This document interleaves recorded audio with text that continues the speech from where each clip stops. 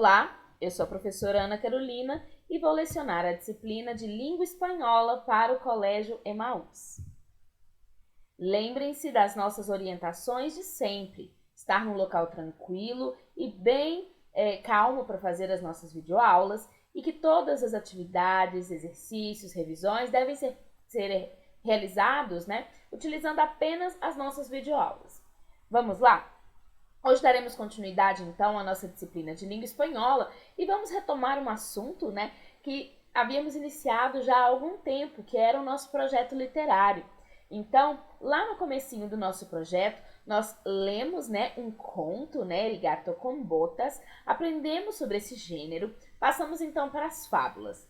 Nessa aula de hoje, vamos retomar rapidamente esses gêneros, vamos rever os nossos vocabulários de animais e logo depois vamos estudar um outro gênero literário. Vamos lá? Lembrando que as orientações, a partir do momento em que finalizamos o nosso livro didático, é utilizar o caderno de espanhol. Então, coloquem aí, classe de espanhol, Colégio Emaús, a data de hoje, a data que vocês estão fazendo essa atividade e o número da videoaula. Se vocês acharem que seria algo interessante, quem ainda não escreveu os vocabulários, podem escrever no caderno. Isso vai ajudar bastante na hora de vocês estudarem para as avaliações finais. Vamos lá? Fábula, cuento y poesía. Tantos textos. Las fábulas destacan por transmitir enseñanzas tan importantes que aunque la mayoría de ellas fueron escritas hace siglos, actualmente siguen siendo imprescindibles en el día a día. Então, as fábulas, como já vimos, elas se destacam por transmitir os ensinamentos, E a maioria delas escritas, há séculos atrás, há anos atrás, há décadas atrás, mas que ainda hoje transmitem, sim, ensinamentos muito atuais, para vocês verem que o mundo muda, mas os ensinamentos, por muitas vezes, permanecem os mesmos. Sus personajes son animales normalmente y mientras vivencian situaciones cotidianas son dotados de pensamientos casi humanos y así ayudan a los niños en su aprendizaje. Então, os animais são geralmente, na maioria das vezes, os personagens centrais desse tipo de texto e têm pensamentos quase humanos e vivenciam situações cotidianas, para que as crianças e até mesmo os adultos que vão ler esta fábula aprendam através de algo que eles poderiam vivenciar no seu dia a dia. En los cuentos también encontramos varias enseñanzas, principalmente para que reconozcamos el bien y el mal, lo que debemos hacer y lo que no. Pero diferente de las fábulas, no utiliza el cotidiano, sino la fantasía y situaciones imaginarias, para que los niños, allá de divertirse, pueden aprender através da imaginação. Então, os contos também trazem ensinamentos, mas de uma maneira diferente das fábulas.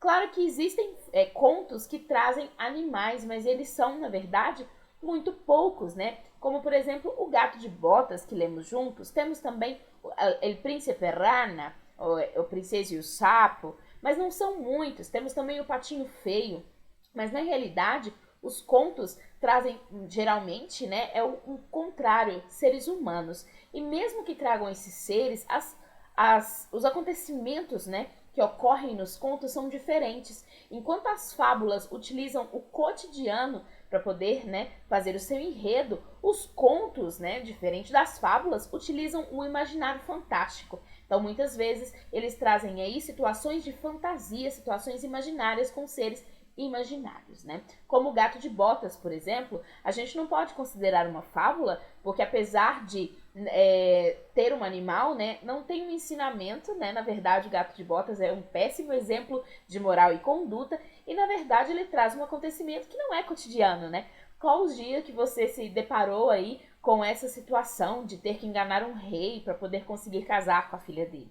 Então, essa é a principal diferença. As fábulas e os contos trazem ensinamentos, sim. Esse é um ponto que une esses dois gêneros, mas na realidade é o único ponto que os une, porque na verdade as outras características os afastam bastante. Então agora vamos rever, né, os nossos vocabulários dos animais. Como nós já vimos esses vocabulários, eu vou falar cada animal somente 2 vezes. E aí vocês repitam em voz alta, tá? É muito importante repetir em voz alta, porque vocês vão conseguir entender qual som vocês estão produzindo e quais não. É como vimos na nossa aula online. Para aprender uma língua estrangeira, precisamos perder a vergonha e falar em voz alta. Isso é muito importante. Então vamos lá. Nós aprendemos, né, 3 tipos de animais. ¿Le gustan los animales? ¿Usted tiene alguna mascota? ¿Sabe lo que significa a palavra mascota? Não? Vocês se lembram disso? Então, na língua espanhola, né, o que nós chamamos de pet ou animal de estimação, eles chamam de mascota. Aprendemos também sobre os animais domésticos, os animales domésticos, que são aqueles animais que podem existir num contexto doméstico, né, na casa das pessoas, mas que não necessariamente são animais de estimação. E aprendemos também sobre os animais selvagens, que são esses animais que não foram, porque ou o homem não quis ou não pôde domesticar. São animais que vivem aí no seu habitat natural. Então vamos continuar aqui. En la lengua española, los animales que viven con nosotros en nuestra casa o piso se llaman mascotas, siendo que aquellos que viven en ambiente doméstico son llamados así, animales domésticos. Además de las mascotas y de los animales domésticos, tenemos los animales salvajes. Estos reciben esse nome porque não han sido domesticados por el hombre. Então agora vamos ver, né? Perro, que é aí uma mascota. Perro, não se esqueçam de repetir. Gato, gato, também uma mascota. Pez, pez, que também é uma mascota, né? Ela é um dos mais diferentes, né? Não há uma interação entre esse animal e a pessoa, mas ainda assim é um animal de estimação muito conhecido, as pessoas costumam ter bastante. Tortuga, tortuga, conejo, conejo. Ambos podem estar aí, né, no ambiente tanto selvagem quanto em animais de estimação, mas é como a gente comentou, né? Hoje em dia, alguns animais ficam ali no limite, a gente não sabe exatamente como classificá-los, porque vai depender do animal, porque algumas pessoas realmente os têm como animais de estimação. Galinha, galinha, pavo, pavo. Então, galinha e peru, né, são animais aí domésticos, nada impede que alguém possa tê-los como animais de estimação, mas normalmente eles são tidos como animais domésticos, tá? Gallo, gallo, que é o galo. Chivo, chivo, que é o bode. Pato, pato, que é o pato. Burro, burro, que é o burro. Cerdo, cerdo, que é o porco. Caballo, caballo, que é o cavalo. Então temos aí o galo, o bode, o pato e o burro, né? E o porco e o cavalo, que são geralmente animais domésticos, né? Vivem em ambiente doméstico, mas não são animais de estimação. Mas temos aí também um grande crescimento de pessoas que têm porcos como animais de estimação e o cavalo também, né? Então, como dissemos, é uma linha que, na verdade, não está exatamente correta.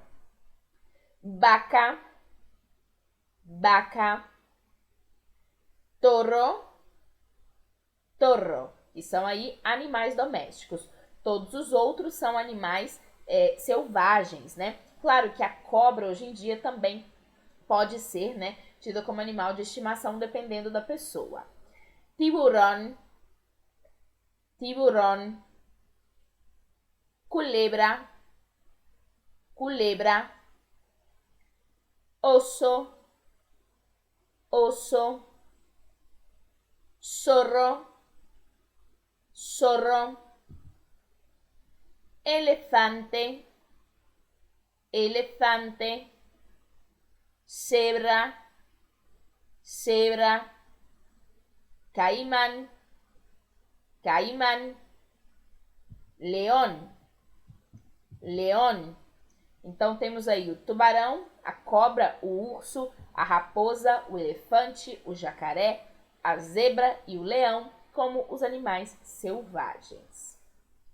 Então aqui nós temos também, né, uma outra lista bem extensa de outros animais que eu vou ler rapidamente, tá? Uma vez só, e vocês leiam junto comigo, tá bom? Para a gente não ficar muito nessa lista que ela é um pouco grande.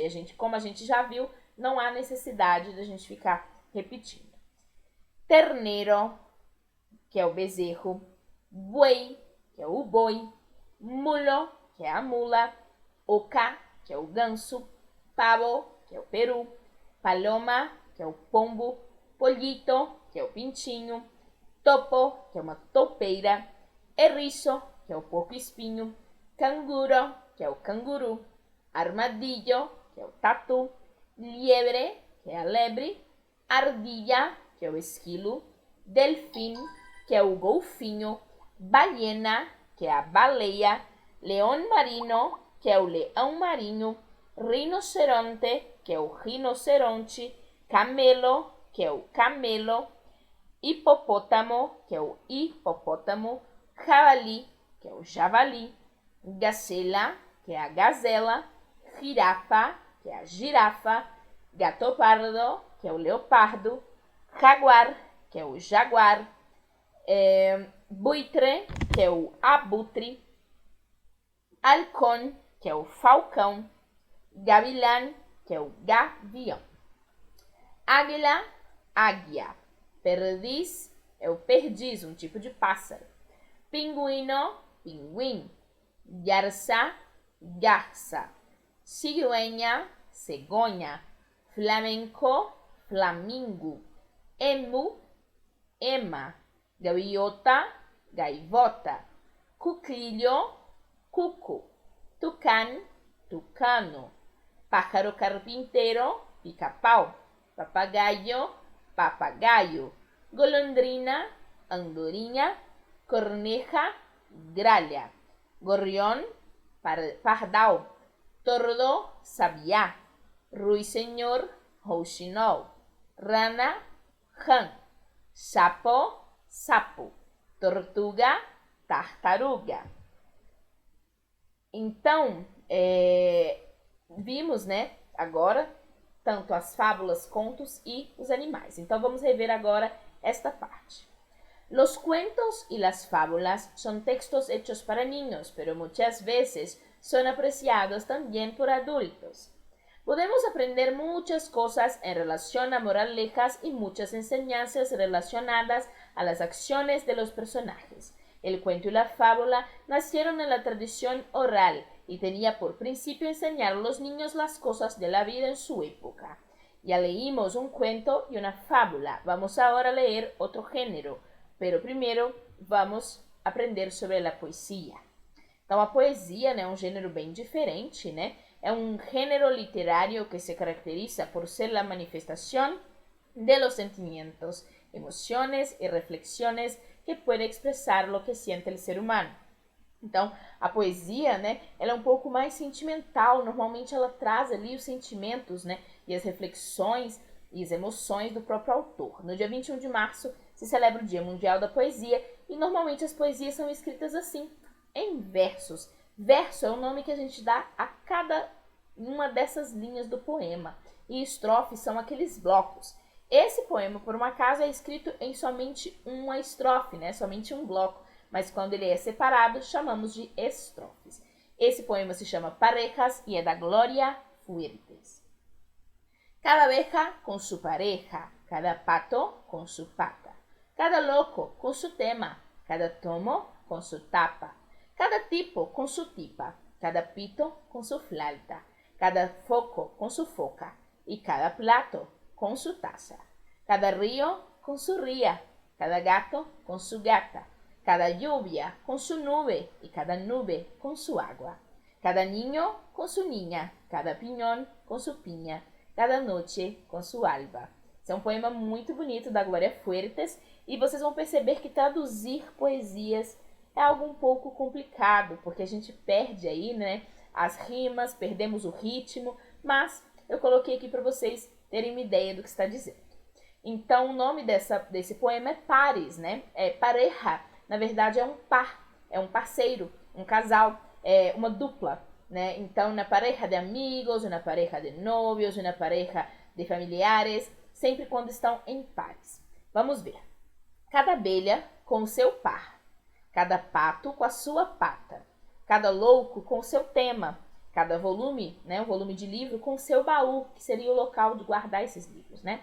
Cada tipo com sua tipa, então cada tipo de pessoa com a sua tipa de pessoa, cada pito com a sua flauta, cada foco com a sua foca e cada prato com seu copo, cada rio com a sua ria e cada gato com sua gata, cada chuva com a sua nuvem e cada nuvem com a sua água, cada menino com sua menina, cada pinhão com seu abacaxi e cada noite com seu amanhecer. Olha só que bonito. Lembrando que pinhão é um tipo de noz, de semente, tá? Então, essa atividade aqui, bem tranquila para vocês, né? Já está até aqui com as respostas, porque é só pra gente refletir sobre essa poesia, tá? É uma reflexão sobre o significado dessa poesia.